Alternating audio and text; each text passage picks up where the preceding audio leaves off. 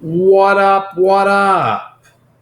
Oh, I forgot I was going to say, what is up? What is up? That would be a little odd.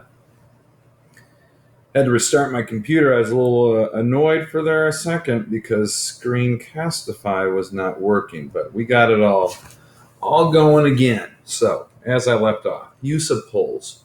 How are they used? Again, we inform the public. It informs the candidates directly, whether they have their campaign initiate a poll, and there's a lot of internal polls that you will never see that candidates use to try to get a barometer of whether or not they have a chance. I can assure you that Joe Biden and the supporters of Joe Biden are polling heavily in Iowa, New Hampshire, South Carolina to see where he stands. And that will help him determine whether or not he wants to invest the time to run for the Democratic nomination, which, of course, as of now, we do not know whether or not he's going to do that. One of the things, or one of the downfalls of polling is what is called exit polls. And literally, it means what you would think it would mean. When people exit the polling places, whether it be a school, whether it be a library, whether it be a fire station, wherever individuals are going to vote, these polling companies, the news stations, ABC, NBC, CNN, etc., will be doing what are called exit polls. They're asking individuals, who did you vote for? Once you find out who you voted for, they'll ask you, what is your, well, hopefully they'll be able to tell what your gender is. What is your age? What is your ethnicity? What is your income level? What is your level of educational attainment? They will ask you a variety of questions to get a feel for, from a demographic standpoint. And remember, a key vocabulary term: demographics are grouping people based on a characteristic. It could be political party, it could be gender, it could be sexual orientation, it could be educational level of it. Oh my goodness, that is so annoying. And you can see it. ISIS is at it again. No, I do not want to update Java for the 1000th time. If someone can tell me how to turn off that notification, please do. Anyways, here's an example from the 2012 election of exit poll. The New York Times did an exit poll, and what they did is they reported how people voted. So based on gender, Barack Obama, as you can see here,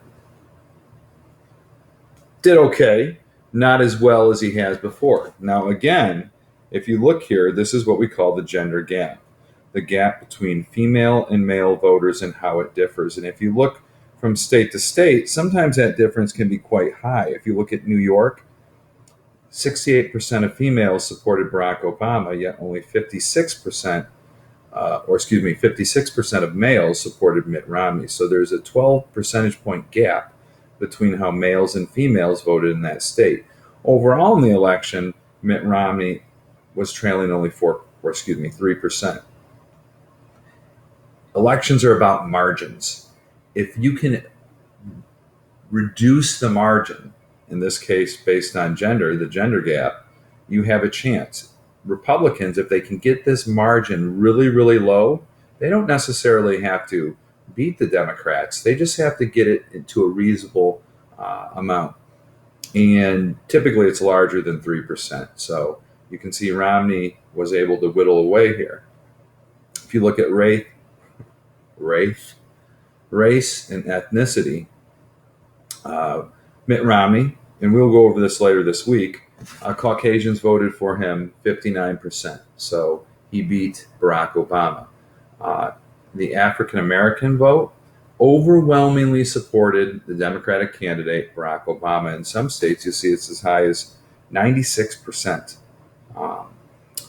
African American voters are by far the most loyal demographic to a party. You need to know that. Oftentimes 90% or higher, regardless of the race of the Democratic candidate. Hispanic voters, 71%. This is where Romney essentially lost the election, and where the Republicans really need to consider How are they going to close the gap? Close the gap between vote. If they can get this down to only 60% of Hispanic voters supporting whoever the Democratic candidate is, they will win the election. And then you have Asian voters overwhelmingly supporting the Democratic candidate, Barack Obama. Age should be no surprise. You see young people support Democrats, old people support Republicans. And again, this isn't talking to every single person who voted in the election. It's a small sample, but it gives you an idea of how individuals voted based upon a particular demographic. Education, you'll see that Barack Obama, no college degree, some college degree won. Mitt Romney, from a very, very small percentage point, won with individuals with a college degree, post-college degree, master's, graduate, doctorate. Barack Obama wins by a slight margin. Income should be no surprise. Those who made 50,000 or less supported the Democrat, and those who made 50,000 or more supported the Republican. Again, as the socioeconomic status goes up, you are more likely to support a Republican.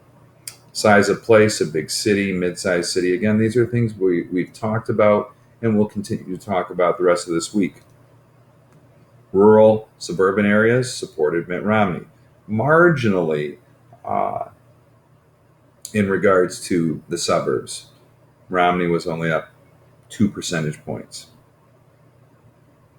Ideology should be no surprise. Liberals are going to support the Democrat 86% of the time. And moderates, this is where Barack Obama wins the election. He's able to get that chunk of voters in the middle who are undecided on who they're going to support, may consider themselves to be independent. He is able to get that demographic. Married, interesting. Unmarried, 62% for the Democrat. Married couples, 56% for the Republican. Political party, I would hope. But it's interesting to see that 7% of Democrats voted Republican. And if you look at 2008, a little bit higher in 2004 as well. John Kerry in 2004 lost to the chosen one, George W. Bush. If he whittles that down and only gets 5% of Democrats voting for a Republican, he may have won that election. And then we have sexual orientation. This is the first year that at least the New York Times have done an analysis of that. So all of these demographics are questions that are asked to individuals when they leave the polling place.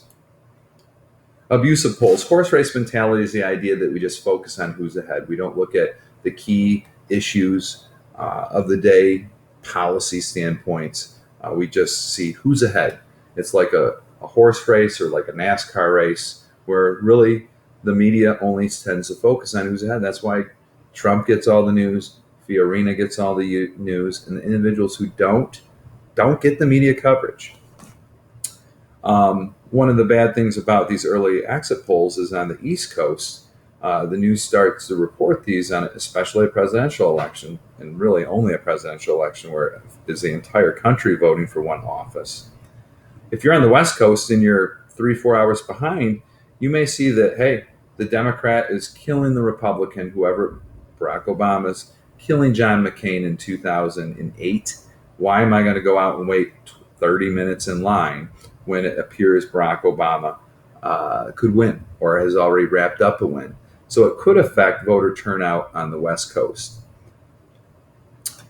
Not much to say here, but one of the things that polls show in regards to issues is American public doesn't always know a lot about political issues. Again, go back up to the top, showing that the majority of America, isn't really that knowledgeable about public opinion. And sometimes they're beholden to what they see on TV. And really, you have to be careful about just relying on what you see on news networks. Always, always, always consider the source and who they're asking the question to. I'll see you tomorrow. Peace.